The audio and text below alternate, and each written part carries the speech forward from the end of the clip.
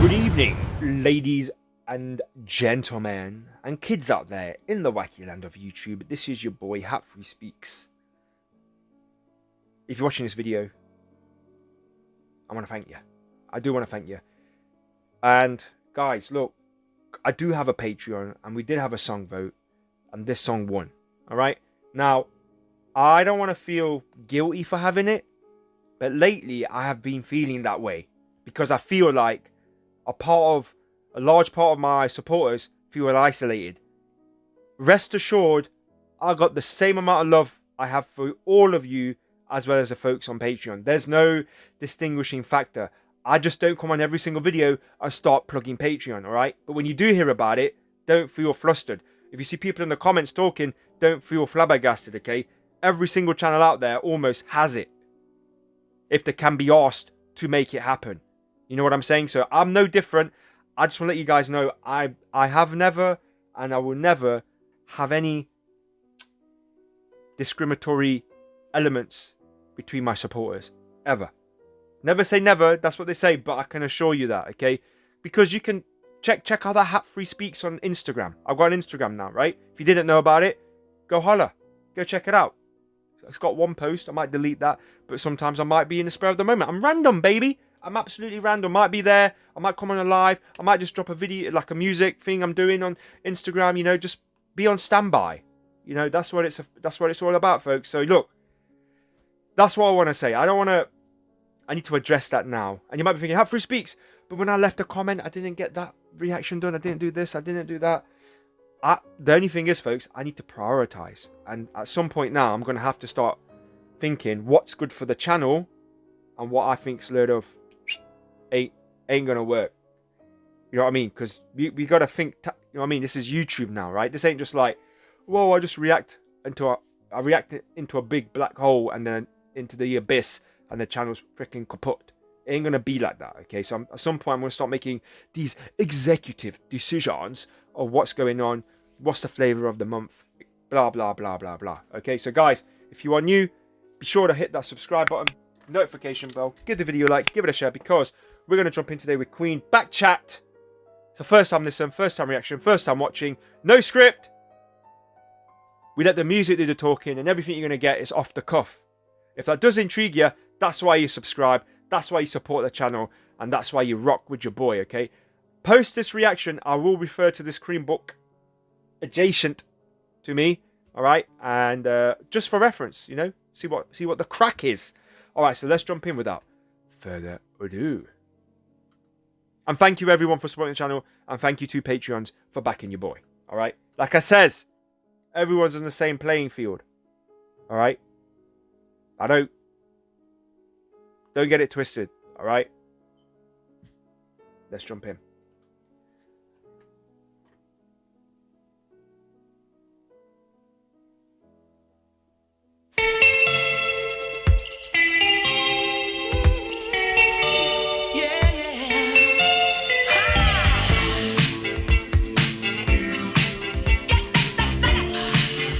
All right.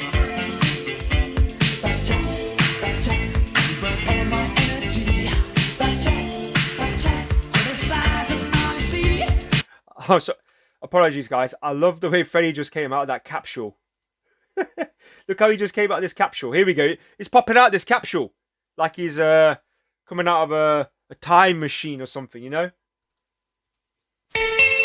Light spit.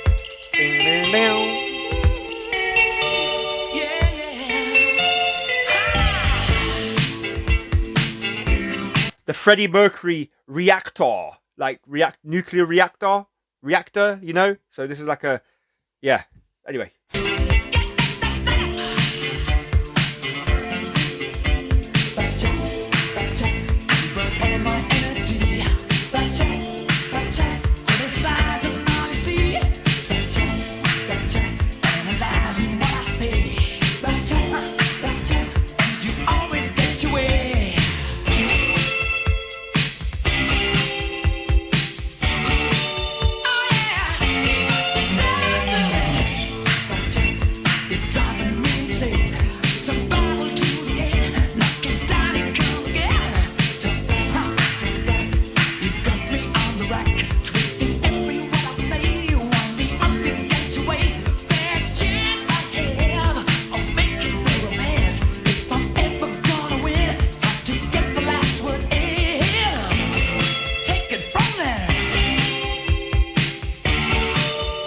Oh. Man, let's go back for that. I like that riff, you know. And then drums are just hitting. That is...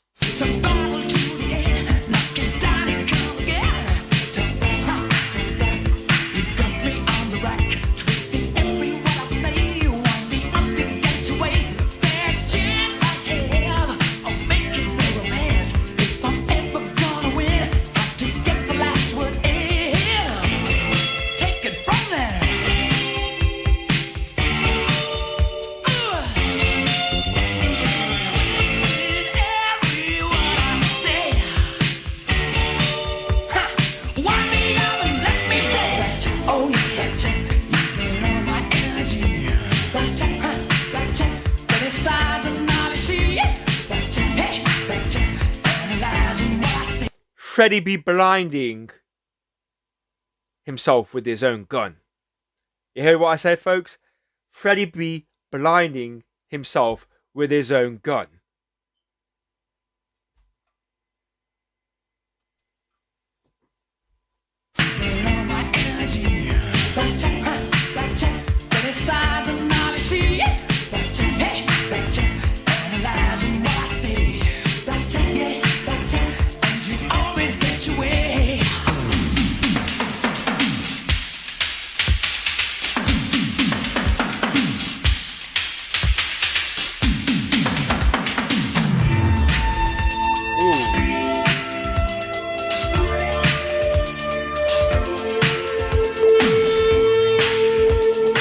Yo, this is...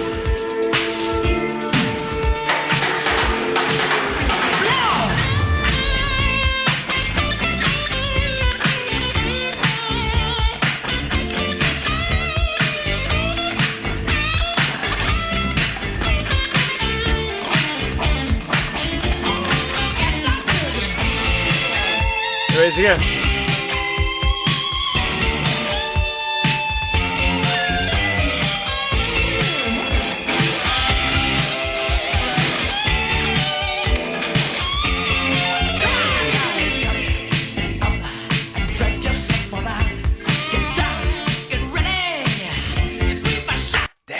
Son, this is mad.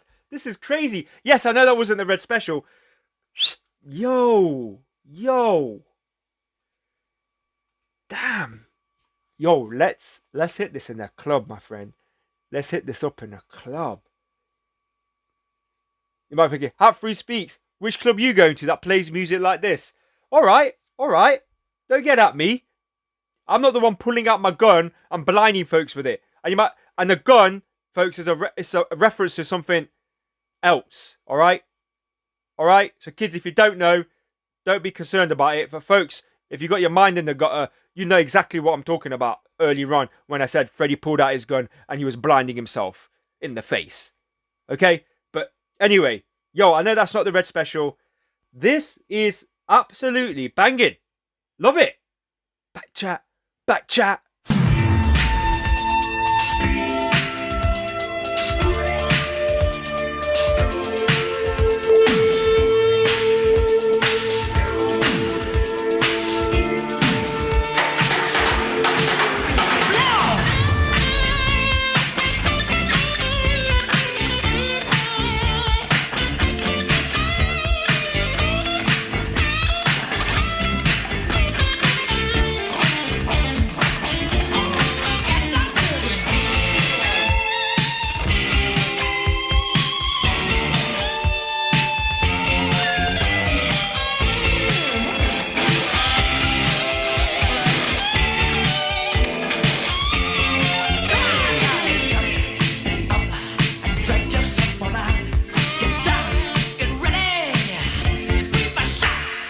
Ready?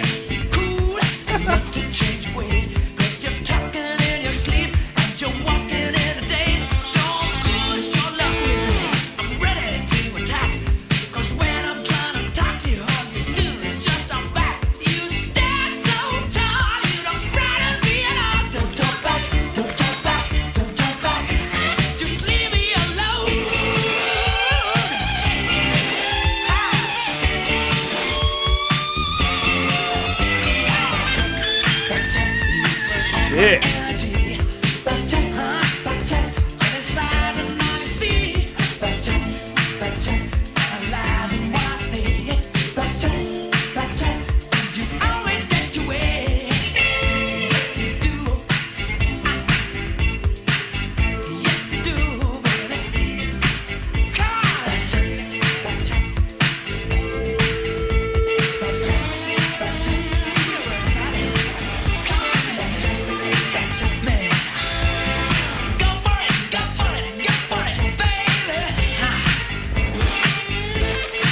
There he goes.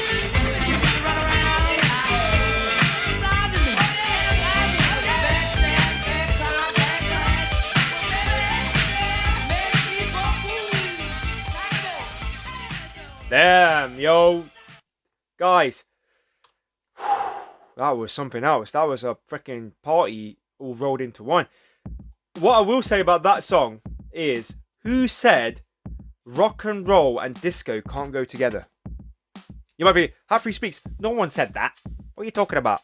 Okay, well, no, maybe no one said it, but I'm saying it. That is a fine example of rock and roll and disco being married together and it working. So if there ever is an example of someone saying rock and disco don't mix, the two don't go together, the two are like oil and water, play them this song and say, shut your mouth, damn it. This song right here shows you rock and disco can go together. And close that mouth and listen with your ears, boyo. You know what I'm saying? So that was it. Damn.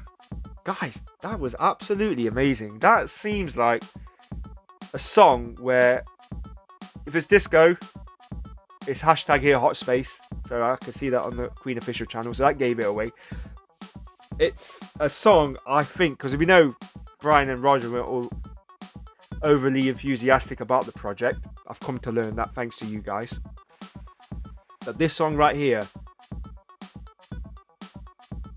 it's a song that I think they all had input on, and it just shows you how Queen, how versatile they was. Freddie Mercury, what I think all he was trying to do at this point in time was, during this hot space phase and the initial spawning of the idea, was just making sure Queen stayed relevant. Yes, Queen stayed relevant, whether it be in the discos, radio stations, movies, like everywhere. Folks, the word is omnipresence. An omnipresence, right? Great marketing. This is what Freddie Mercury, like, that's what it's about. You will be known in places you won't. So you could be in a club and the last thing you expect to hear is Queen, and next minute, bum, bum, bum. Hey, that's Freddie Mercury. Bum, bum, bum, bum, bum. Oh, shit, I'm dancing. Oh, my days. Wow. Oh, my God. All right, go watch a movie, Highlander. Oh, that's Queen. Oh, my.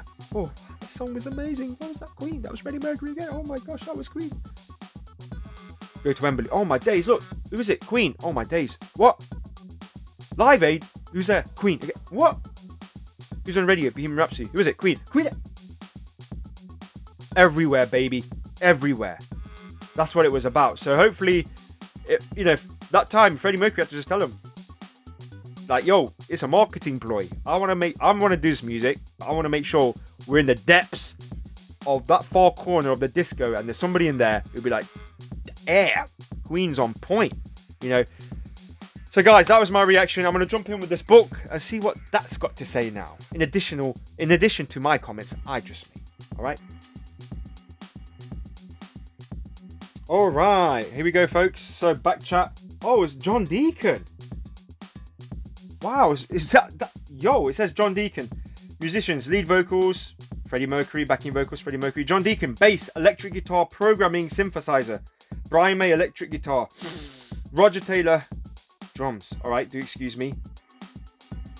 Breathe. I'm excited. It's John Deacon. Okay. So Genesis. By the time Deacon began the production of Backchat, tensions were at their height within the group. Quarrels were almost constant, especially between May and Deacon.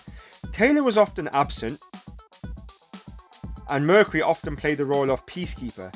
Since it wasn't heavy on guitars, Brian didn't really fancy it, and then he left again, and then Deaky left again, said Mac. He did his best to try and calm the musicians down when, on occasions, they designed to turn up at the recording sessions. The producer who worked with Queen threw that album a kind of magic. Coincidence? Kind of Magic in 1985 eventually had enough and finally declared it was easier to conceive and give birth to a child than it was to finish this disc. He goes, it's probably easier to give birth to a child. Now, feminists out there, don't get at me saying, how dare a man say that? A man has no idea. I'm not saying that. He said that. Take your quarrels up with him. Production. John Deacon's admiration for soul funk music is well known and helped to contribute to the international success of Another One Bites the Dust, with its famous bass groove. With Backchat, Deacon attempted to recreate some of that earlier magic, working to mimic the syncopated guitar rhythms used by some of the most famous guitarists of funk tradition, including Neil Rogers of Chic and Les Bowie and Jimmy Nolan, who were known for playing with James Brown. Unfortunately, Backchat never quite stuck in people's minds, despite having a certain good points, including a danceable beat that was close to Freddie Mercury's heart. Dude, what do you mean they've never really hit a chord with people? That was... Anyway, it goes on a bit here. Deacon recorded the synthesizer and rhythm guitar parts on the track, leaving very little room for Brian May to contribute to the song. There wasn't going to be a guitar solo. We had lots of arguments about it, and what he was heading for in his tracks was totally non-compromise situation. I was trying to edge him back towards central path and get a bit of heaviness into it. So one night I said I wanted to see what I could do and add to it, and he agreed. So I went in and tried a few things. Who's saying that? Deacon said it. Roger Taylor extended experimentations with the sound in Backchat at 1 minute 40 seconds. He played a percussion solo on an instrument that represented a revolution in drum playing. The Simmons electric drums, famous for its octagonal red and black pads. These kits became essential to the element of music in the 1980s after Queen had popularized them. So Queen were pioneering, folks. I've been saying that. They were pioneering in the sound. When I was new to Queen, I was saying that. And it's here in the book too. Alright. Okay, this goes on a bit, guys. I can read on, but Backchat, I'm just trying to understand why it didn't really hit with people. What's up with you folks? What's it going here? The much better version of synthesizer drums. You can get a vast range of sound. I use them quite a lot. Like Another One Bites the Dust and Action. You probably heard of them on solos in Backchat. They're great for doing effects. There's a nice tone quality that you can get out of them. A lot of groups have them now. Some of them have used them instead of drums. They're very much a happening thing. They're very good actually, says Deacon. It's amazing. It's absolutely amazing. And this was a John Deacon one. This was a track for Hot Space John Deacon did. And he was trying to recreate that that sound. You know, that sound he did for Another One Bites the Dust. You know, he tried. And it only works with people working together, harmonizing, you know, working together. What's with the bickering, guys? Why do you keep bickering? You know, I think through the bickering, the music that was created was great, was magnificent, you know, genius level music. But at the same time, I feel a bit disappointed that some of their songs didn't get the due credit it was supposed to deserve, you know.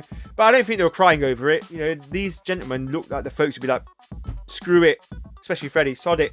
Let's move on to the next project. End of story. It's out there, baby. If it hits in the discos, it hits. If it doesn't hit, it doesn't hit. End of story. We know not to go down that venture again. Do you know what I mean? I get it.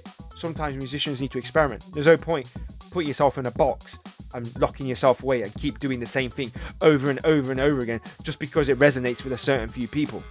Hence why I like to experiment with this channel and go in certain directions. Don't work? It don't work. End of story. That's why I appreciate you guys out there, the real supporters out there who have subscribed and given the videos likes and comments and all that good stuff, alright? So with that being said, thank you so much. Happy belated Freddie Mercury. And folks, I'll catch you on the next one.